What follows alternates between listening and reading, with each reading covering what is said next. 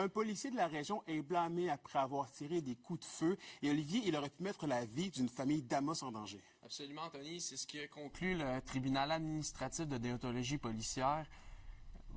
L'agent Grégory Vézo voulait abattre un orignal qui était blessé à la suite d'une collision et qui rôdait sur une route rurale.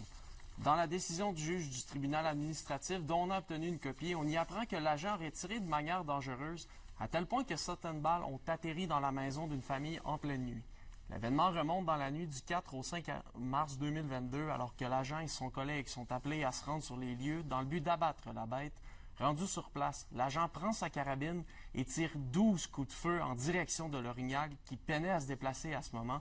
Eh bien, quelques jours après l'événement, un couple qui a 2 adolescents découvre des trous de balles dans leur fenêtre de leur maison située à 70 mètres, d'où les coups de feu ont été déclenchés.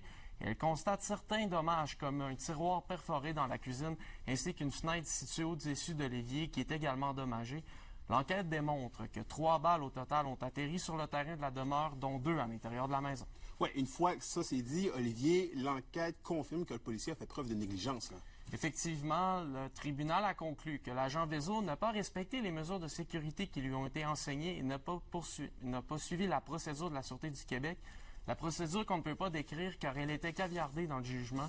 Il faut comprendre que l'agent n'a pas rempli son rapport complémentaire après son intervention. Il l'a rempli seulement quelques jours après. Le tribunal affirme que le policier aurait dû s'assurer qu'aucune maison ne se trouvait à l'est de l'orignal, dont le juge a donc finalement conclu que l'agent a commis 2 infractions, soit une erreur de jugement ainsi qu'un manque de professionnalisme.